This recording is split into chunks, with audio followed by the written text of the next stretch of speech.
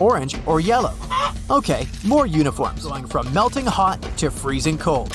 And what color do they wear? So I did a bit of digging. I was wondering why it was like that. This tradition isn't as old as you might think.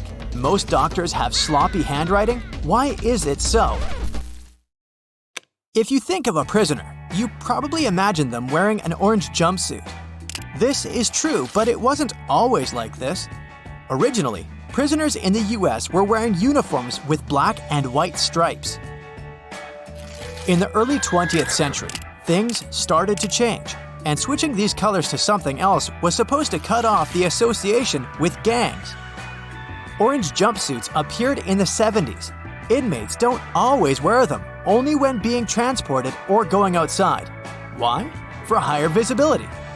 Wearing striking orange, an inmate can't get away and get lost in the crowd easily. Okay, more uniforms. For example, astronauts always wear white, and there's a good reason for it. Space isn't the safest place, and temperatures are very extreme, going from melting hot to freezing cold.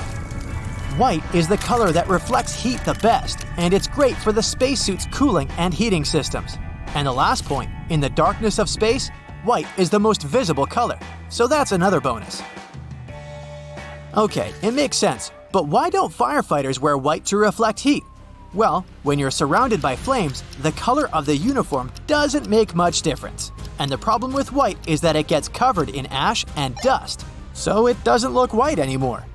With black or brown, there's no such problem, or at least it's not so visible.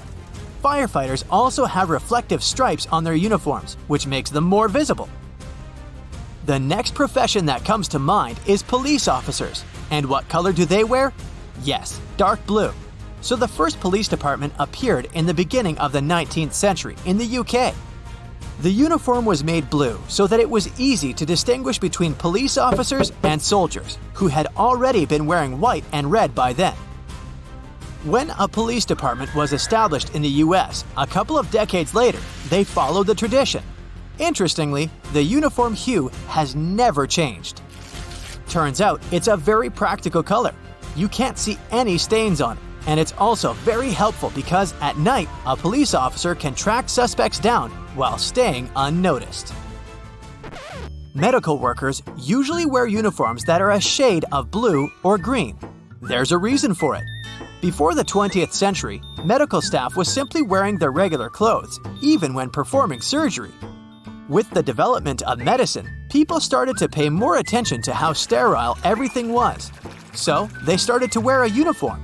At first, it was white to signify purity. But the problem was that some stains were very hard to wash off from the white uniform. The color white turned greenish in no time, so it made sense to make the uniform green or blue. There's another reason too.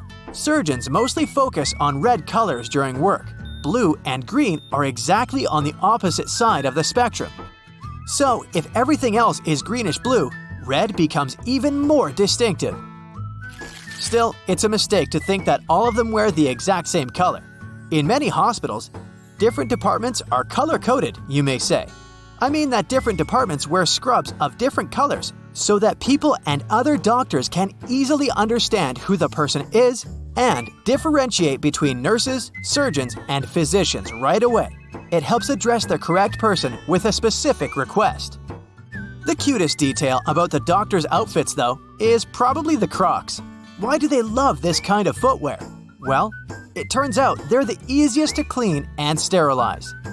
The foam they're made of can be hand-washed or washed in the machine, and there will be no damage to the shoe whatsoever.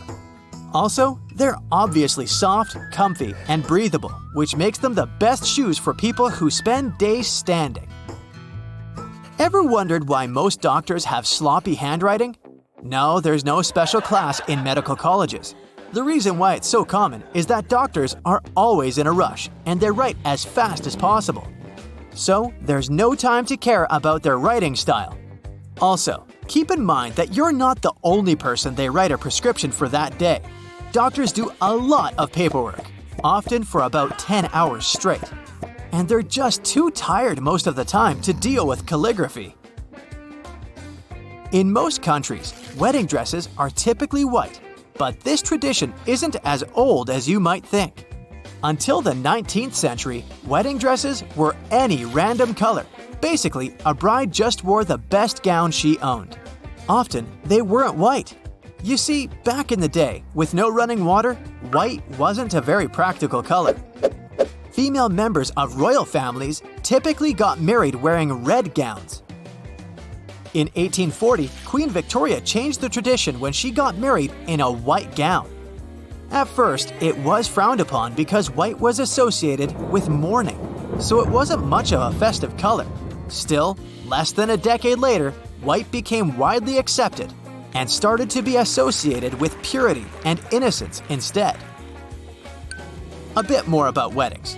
Typically, engagement and wedding rings are worn on the fourth finger, and the tradition goes back to ancient Egypt, Rome, and Greece. People were wearing their rings on that finger because they believed that there was a vein in this particular finger that led straight to the heart. Wearing a ring on this finger symbolized that the heart of a person was taken. Originally, the ring was worn on the right hand because people believed the left hand to be unlucky. Some cultures changed it to the left hand later. In some countries, people wear their engagement ring on the right hand before the wedding and switch it to the left after the wedding. But it's always the fourth finger. We now know there's no vein leading to the heart, but the tradition remained. Almost everywhere in the world, pink is considered to be a girl color, and blue is traditionally a boy color. I was wondering why it was like that, so I did a bit of digging. Turns out that originally it was vice versa. As a stronger color, pink was associated with boys, and blue, as a calmer color, was assigned to girls. Later, the colors were reassigned as pink was seen as the shade of romantic red. In the 19th century, the women's movement almost put an end to assigning colors to genders. But then, there were the 1960s, when people learned how to figure out the gender of the future baby and started throwing gender reveal parties.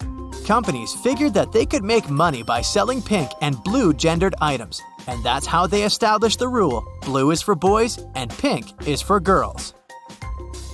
The blue raspberry flavor is more like the regular raspberry because blue raspberries just don't exist. But for some reason, raspberry-flavored ice pop is blue.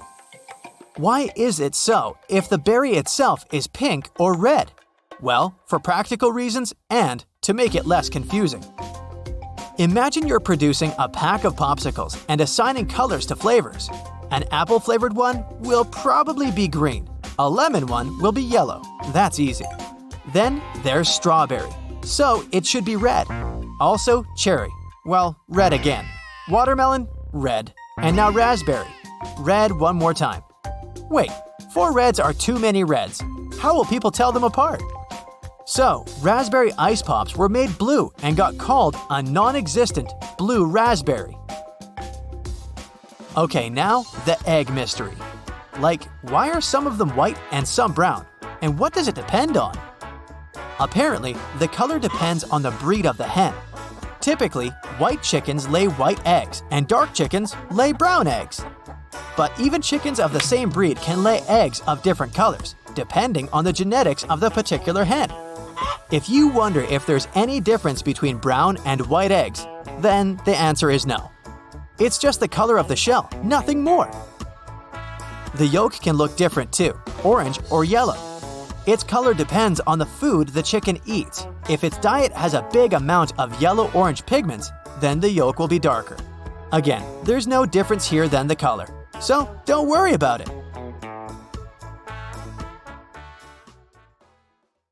That's it for today. So hey, if you pacified your curiosity, then give the video a like and share it with your friends. Or if you want more, just click on these videos and stay on the bright side.